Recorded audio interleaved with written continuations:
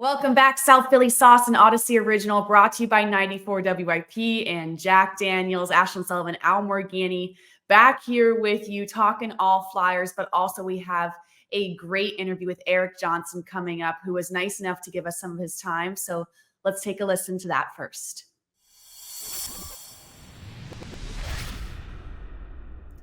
Welcome back, South Philly Sauce, an Audacy original brought to you by 94 WIP and Jack Daniels. Ashlyn Sullivan joined this week and very grateful for his time. Erik Johnson with the Flyers, who just signed an extension to stay here in Philadelphia. So congratulations. And of course, I think everyone wants to know, why Philly? Why come back? Yeah, Ashlyn, thanks for having me. Good to be with you. For me, it was a no-brainer. Once I got to Philly at the deadline, really enjoyed my time there. The culture, the guys, the locker room, the organization, the city, the fan base. It was super welcoming, and I really enjoyed my time. It's a first-class organization, maybe some of the best facilities in the NHL, one of the best young prospect pipelines in the NHL. And I just loved coming to the rink every day. It was a lot of fun. The team's building for the future. I think I can add some guidance and some value to that. Whether I'm an everyday player or not, that was really irrelevant for me. I, know where I'm at this stage of my career. I'm almost 37, towards the end. So just to offer any help and any guidance to these guys I can, I'm here to do that. And to be in Philly was super special, super fun, and just a great spot to be at this point in my career, and looking to help these guys any way I can. Well, that's awesome. And I remember last season, we talked a little bit to you about this because you've been with so many teams, and we heard so much how special the group was. In your opinion, does that transfer over? Do you expect that to stay the same? And why was that group so special last year?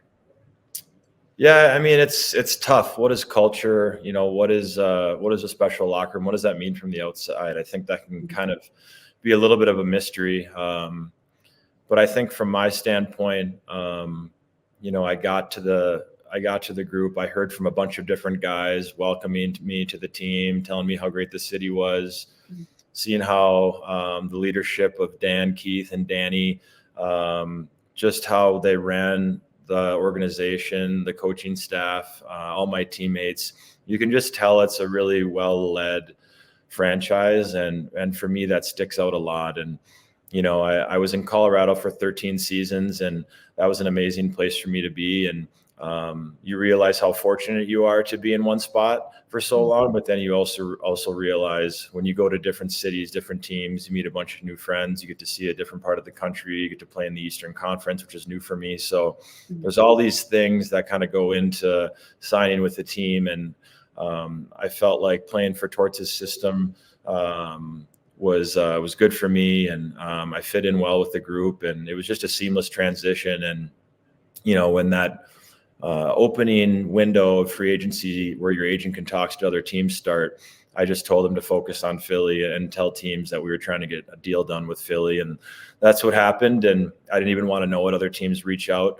I had 4 or 5 last year in free agency, and I didn't really like having that decision was tough. So I just wanted to focus on Philly, and that's what got done. And I'm super grateful it did. And I'm super excited to be back in Philly.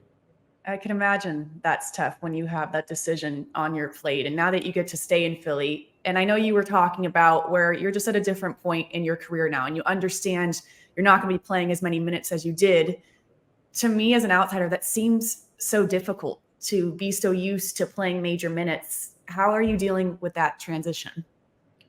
Well, Ashlyn, I think your body lets you know a little bit too. I mean, when I was, 27, 28, and I was playing 26, 27 minutes a night, you just go out and play, and you just do it. And now you do it, and, you feel like you might have a heart attack if you play that many minutes. But for me, I've won a cup. I've done a lot of things in my career, so I'm fortunate for what I've done. And now it's time for me to lend some of that experience to some younger guys who can hopefully take some of that and benefit from it in the future. And whether they take 1, 2, 3, 0 things from me, that's what I'm here for. And at the same time, I'm learning from these guys too. They're young, great players with great minds for the game, great kids. And there's also a great group of veteran leadership already surrounded in the locker room as well. So for me, this point in my career, I'm comfortable where I'm at. I'm comfortable playing that whatever they need me to do, I'm here for the team, and I'm going to do the best I can.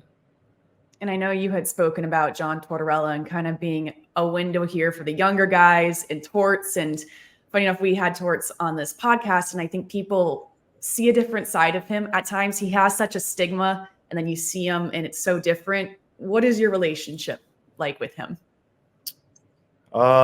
We talked a little bit, I guess, when I got to Philly. We didn't chat a lot. I think Torts does a really good job of, he's not around the guys too much. And when he does speak, his message really resonates. And I appreciate that, because I've had coaches where they talk every single day and they talk for a long time. And Torts really picks his spots. And when he speaks, you listen, and his message really resonates. I find him awesome to play for, awesome to listen to. I think he's really misunderstood. I think once you play for him, you realize that he cares about his players. He's pushing you to be better. He's pushing you to be a better person. He's pushing you to be a better player. So I think he's a great fit for a young team where this team is at right now. So I think if I didn't have a good relationship with him, I probably wouldn't have re-signed. So I think I'm excited to work with him again for a full season. And I had obviously some experience with him in the past. He was our D coach at the Olympics in 2010, and then our head coach at the World Cup in 2016, I think it was. So I've had that familiarity with him. And Brad Shaw, our D coach, was my D coach my rookie year in St. Louis in 2007. So lots of familiarity, playing with Danny in Colorado, seeing Jonesy around the rink for a long time. So really good group of people running the ship. Absolutely. And especially with this young team, I always appreciate how Torts is so honest with us about expectations as well. Danny Breer also. And I'm so curious your thoughts of this team. Obviously last season exceeded everyone's expectations. And now that there's almost a target on the back of this team, how do you balance that? What is the expectation for this upcoming year? Well, Ashlyn, I think the biggest thing is teams are going to come and play us and know that it's not going to be an easy night. It's going to be physical. It's going to be fast. We might not, wow other teams or make a bunch of highlight reel plays, but we're going to play the right way. We're going to play assertive, aggressive, predictable, and it's going to be tough for other teams. I mean, I think when I got to Philly, we really went toe-to-toe with a lot of the top teams in the league down the stretch. I mean, it didn't go our way, but we really played hard games, meaningful games. And I just think this team is built so big for the future. And it's a super exciting time. You never know what can happen. You make the playoffs, you get in, you do some damage. You never know how far you can go. So I think while outside expectations might not be playoffs, I think internal expectations for us need to be that we don't care what anyone else thinks. We're going to go in and we're going to play our butts off, and you never know what can happen. So true. And even Tyson Forster, we were at an event with him yesterday, and he was saying that he hopes people continue to doubt the Flyers because he felt like it was almost your guys' mantra last season. And you mentioned that you are mentoring these young guys for your first season in Philly last year. Is there anyone that stood out that really impressed you or you grew close with? Any impressions of this roster? You know what? I think I could go up and down the lineup with guys. I think, some guys are naturally more quiet. Some guys are naturally a little bit more outgoing. The leadership group is fantastic. The older guys are awesome. Lawton, Couturier, Hathaway, all those guys, even Mark Stahl, who won't be back this year. He was awesome to me. I really enjoyed playing with him, and even Cam Atkinson. So there's a bunch of guys that really helped me acclimate as far as being older veterans last year when I got there, if I had questions about the city or the team or anything like that. And as far as the young guys, take your pick. I really enjoyed working with all of them. I didn't get to play with Jamie Drysdale as much as I wanted just because of injury, but I think his upside's huge. He's a great kid. He really works hard, has a great attitude, and really enjoyed working with Yorkie, Bobby Brink, Tyson, all these guys. There's a ton of really good kids that I really enjoyed playing with, and they're super great kids. They work hard. They got a ton of skill, and the best is in front of them. So I'm excited to watch them grow and help them any way I can. And speaking of kids, there is one in particular that everyone is very excited to come to Philadelphia. I know you're in Colorado right now, but Mitch Cobb is on every billboard in the city, it seems like right now. What do you know about him? Have you gotten to maybe talk to him or speak to him at all? Yeah, I've been reaching out a little bit to him on Instagram. So we've been talking, chatting. I know there's a big language barrier, but thankfully with Instagram Translate, we can get around that. So any questions he's had, I'm here to answer for him. I'm sure other guys have reached out as well, but I can imagine how intimidating it is for Matvey to come over from Russia, not know the language, not know the culture. The NHL game's a lot different, but hockey's hockey, no matter where you are. And you can't teach skill. You can't teach goal scoring. And it seems like he has all that. So the biggest part will be the adjustment to the North American game, the 82 game schedule, all of what goes into being a pro in the NHL. So I'm here to help him. We've been in contact, chatting. We have the same agent representation. So we have that familiarity, and I'm not going to be able to probably teach him English, but he can teach me Russian. We'll see. Maybe you'll be bilingual here soon. And I know you mentioned that you were in the city when you're in Philadelphia. What maybe is your favorite part, favorite restaurant, your impressions of Philly? So as a visitor, Ashlyn, I've been in the West my whole career up until last year. So we'd only come once a year. And it was one of my favorite road cities to visit. I feel like it's pretty underrated. It's sneaky good food scene. A lot of guys in Colorado, when I was with the Avs, we'd go to Tallulah's Garden a lot. Okay. We really like that. We like Barclay Prime. We kind of hit our signature spots there that we really liked. And we had a lot of fun when we'd visit Philly. And me being in Philly last year from the deadline, I didn't get as much of a chance to explore with all the games we had, but it's a great city. I felt so welcomed right away. The people were so nice to me, everyone I came across. So great fan base, great culture, great organization, and just a great franchise with a lot of history and a bright future. Oh, well, we're excited to have you back in Philly, and congratulations again. And thank you so much for joining us. Absolutely. My pleasure, Ashlyn. Thanks.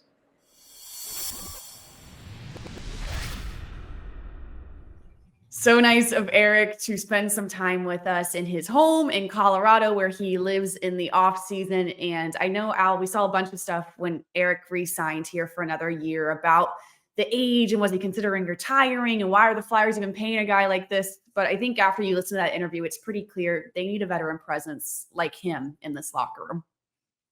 Yeah, they need that veteran presence, especially, since Mitchko's coming over, there's kids involved, just had camp. It's always good to have veterans around. You saw it with Chicago, with Bedard. They brought in some veteran players. And, it seems like a cliche, but it really does work. Quote, how to be a pro, what to do. And to have a guy like that, it's not, there's going to be no issue with playing time. What you don't want is a veteran that wants more playing time than is deserved from his play on the ice. Or the fear is he's going to stop the development of younger players. That's not what you have here. There's a certain amount you get for the back of the report card, for quality of person that you have, for helping, works well with others, all that stuff that I never passed, but that you need to be a good teammate. And I think that's what they're looking for that. It's almost like, it's this old school thing, be like a coach, another coach or whatever. More than another coach, it's just another guy to kind of show you what it takes to be a real pro and not whine about everything. Right. I loved his mindset that he's transitioned so much in his career now, where he understands he's not going to play a lot of minutes. It's very much understood it's the role of Mark Stahl from last year. Mark Stahl no longer on this team. And it was cool that he really just understood where he's at in his career, because I feel like that's a little rare, and it's hard for a competitor to just turn it off when you're so used to playing a certain way. But Erik Johnson turning 37, I think he understands where he's at right now. Yeah, you know where you are. That's what you want. You want players that they're not being sold a bill of goods either. It's not like, here's another kick at the can to win a Stanley Cup. I mean, it's going to be a tough kick just to get into the playoffs, but you're not there necessarily for that purpose. If you get in it, fine. Once you get there, but that's not that. There's two ways to do this with veterans. It's the guy that's on the one final chance to get the name on the cup or whatever, and then there's the guys that just want to be part of a team. Maybe try to kind of learn some things about post-hockey in terms of coaching, being on a team's management staff, being involved with an organization in some way, maybe even media. just that you're there to it's kind of a transitional year to get you at the end of your career to kind of get a boost on your second career, whatever it's going to be. Right. And something we did not get a chance to talk about yet on this podcast, and that came about over this week, is Cam Atkinson going to the Tampa Bay Lightning. I was excited that Cam is getting a chance to play somewhere else because it just sadly was not working out here. A great person, a great family. So we're excited for them, but going to be weird that he's not a Flyer anymore. Yeah, it is going to be weird. And that's a real tough transition for me because you're going from being an elite player and even in terms of contract. I think a lot of times fans don't take that into consideration. It's not the actual money, but it comes with an ego on what you're making actually. Mm-hmm. And to kind of like, okay, now I'm going to be a support player or whatever. You may end up being more than that. But what I really found was intriguing was how the fans sort of reacted to it. It wasn't here that long. It was longer than a cup of coffee, but it wasn't necessarily a frappuccino. Wasn't that long. So, I mean, he was here for a while, for a short period of time, but the fans, and he didn't play well at the end, mm-hmm. but the fans still gave him, like, if it would be like a standing O because they just recognized the character. Because after what he went through, other players would have been complaining about it. And, he got treated kind of rough by Torts at the end there when, you bench for this, you bench for that. It's like, how am I going to get my game going? And, but he played for him before, but he never let anything kind of get in the way and get kind of rock the locker room. Mm-hmm. And that's, I think, what you're looking for. And ironically, we just talked about, Erik doing the same thing, but that's when you know that it's management and coaches on a firm position. Like, these are the kinds of people that we're going to bring in. And I think with Atkinson, there was no question. I don't think he was going to go through another year like that. I think he's looking for another start for a team that I think's got may have one more run left in him. Yeah, and I don't blame him for wanting a new start after everything he went through. And kind of the opposite spectrum of that is Garnet Hathaway, who came here. We did not know what to expect from him, but my gosh, I mean, this guy so fits Torts. He so fits Philadelphia. And the games when they were out of it at times, Garnet at times seemed like the biggest effort pusher on the ice every single night. Yeah, that's a guy that knows his role, when to go at it, when you have players like that, he can say energy, he can throw hands, but you have to know when it's for the team and when it's for me. And it's got to be for the team. It can't be in a stupid situation, if you will. And he was always for the team to get things going. And how many times did he get things going? It's like, okay, this is where you need some energy. And not always a drop in the gloves. A hit, an energy play, an argument with somebody, whether a referee or whomever. Yeah. And that's what he did. He knew when to make those things happen. And I've been covering this team a long time. I really like his game, and it's far. And I'm going to say this without making it seem like I didn't know he was that intelligent a hockey player about talking. Well, I didn't talk to him ever when he wasn't with the Flyers.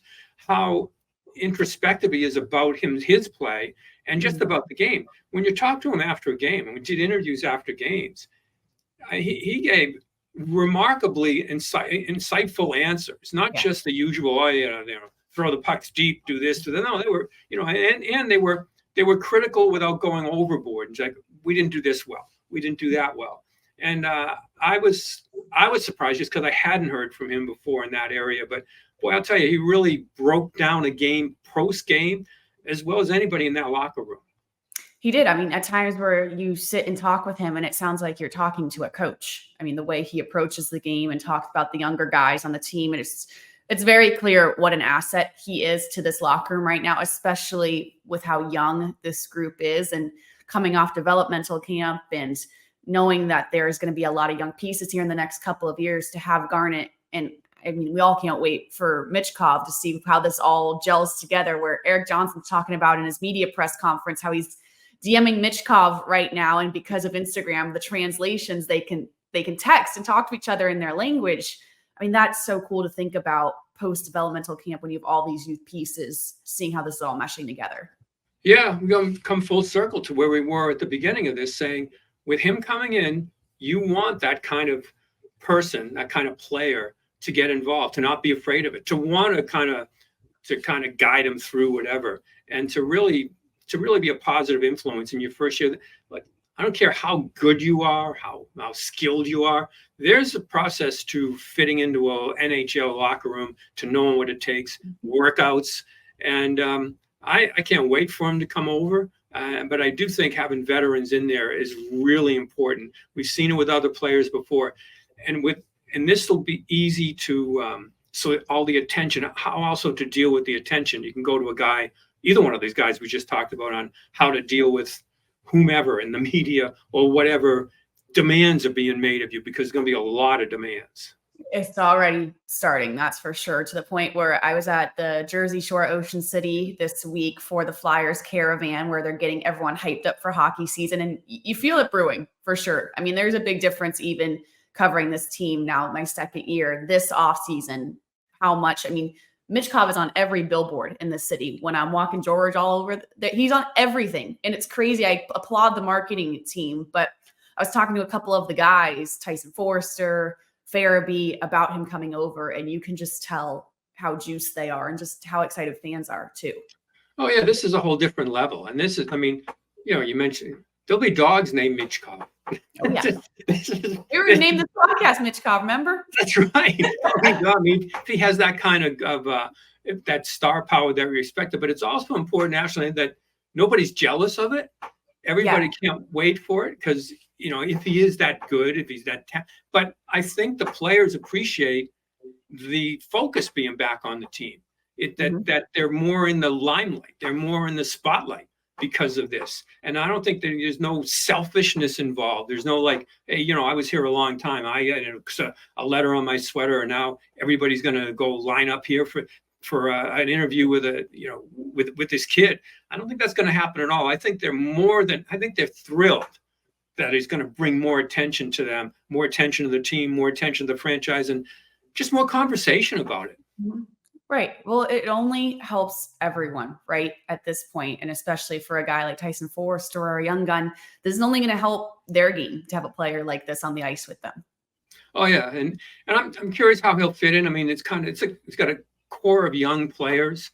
You've got your really, really young guys that can grow up together, and he'd be part of that group. I mean, pretty good group. You got a bunch of them playing out in the Beauty League out there in Minnesota, which is good. I mean, you stay together as a couple. That's a crazy league.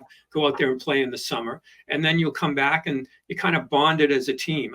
They brought up a crew, and I think it includes the development camp kids that you were talking about. I think that they already feel a part of it. So I think this, it's not just empty words when you start talking about the Flyers now, the new look, the new orange, or the new generation. Just it's like a very comfortable fit for these kids. And I think they want to be a part of this for a very long time. It is definitely exciting stuff right now. And with that, thank you for tuning into South Philly Sauce, an Audacy original, brought to you by 94 WIP and Jack Daniels. We will see you early next week.